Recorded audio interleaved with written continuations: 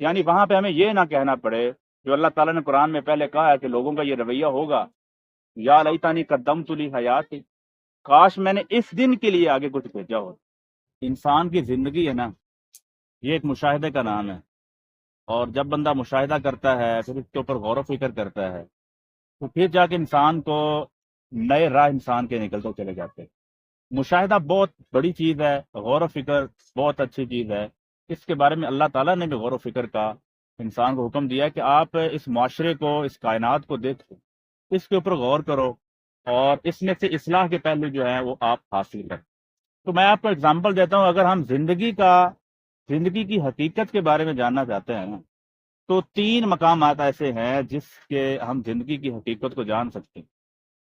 ایک تو جو صحت ہے، انسان چاہتا ہے کہ وہ صحت مند رہے، تندرست رہے، اور بعض اوقات جب انسان بیمار پڑ جاتا ہے، ہاسپٹل کا رخ کرتا ہے اور وہاں پہ ایڈمٹ ہو جاتا ہے، آپ دیکھتے ہیں کہ ایک تو مریض وہاں پہ پریشان ہے، دوسرے اس مریض کے ریلیٹیو جتنے اس کے پاس ہاسپٹل میں پہنچتے ہیں وہ الگ سے ایک پریشانی کے حال میں ہوتے ہیں کہ ہمارا پیشنٹ صحیح ہو جائے۔ بالکل وہاں پہ لوگوں کو آپ دیکھتے ہیں کہ وہ صحت کی بھیک مانگتے ہوئے نظر آتے ہیں۔ اور سر دوسرا جو مقام ہے نا وہ جیل ہے۔ قیدی کی آپ نے حالت کبھی دیکھی ہو، اور قیدی کس طرح آزادی کی بھیک مانگتا ہوا نظر آتا ہے؟ جب باہر آزاد ہوتا ہے اس کی ایکٹیویٹیز، اس کا رویہ کچھ اور ہوتا ہے، جب قید میں ہوتا ہے تو پھر وہ کس طرح آزادی کی نعمت اس کے دل میں راسخ ہو جاتی ہے کہ آزادی کتنی بڑی نعمت ہے۔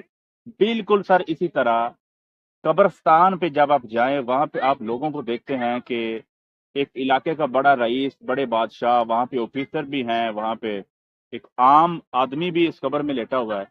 تو وہاں پہ قبرستان میں جا کے انسان کو اپنی زندگی کی بے بسی کا اندازہ ہوتا ہے کہ ہمارے ساتھ رہنے والے لوگ اس دنیا سے رخصت ہو گئے، جو ہمارے ساتھ کھیلتے تھے، ہمارے ساتھ باتیں کرتے تھے، نوجوان تھا، اچھا بلا تھا، چلتا ہوا، رات کو سویا صبح اٹھا ہی نہیں، راستے میں جا رہا تھا، ایکسیڈنٹ ہوا، دنیا سے رخصت ہو گیا۔ زندگی کی حقیقت ایسے ہی ہے۔ اور اگر ہم اندازہ لگائیں ایک ایوریج جو ریٹ ہے، تو ایک 100 سال کے بعد جتنی بھی نسل ہے وہ ختم ہو جانے والی ہے، تو ایک 100 سال کے بعد ہم بھی نہیں ہوں گے۔ لہذا ہمیں چاہیے کہ ہم آخرت کی تیاری کریں، اور اس دن کے لیے آگے کچھ لازمی بھیجیں جس دن پہ ہمارا حساب ہوگا۔ یعنی وہاں پہ ہمیں یہ نہ کہنا پڑے جو اللہ تعالیٰ نے قرآن میں پہلے کہا ہے کہ لوگوں کا یہ رویہ ہوگا، یا لیتنی قدمت لی حیاتی، کاش میں نے اس دن کے لیے آگے کچھ بھیجا ہوتا۔ پھر پچھتاوے کے علاوہ انسان کے پاس کاش کہنے کے علاوہ اور افسوس کے علاوہ کوئی چارہ نہیں ہوگا، اور دوبارہ دنیا میں بھیجا بھی نہیں جائے گا۔ انسان پتہ نہیں کس خوش فہمی کا شکار ہے یا غلط فہمی کا شکار ہے۔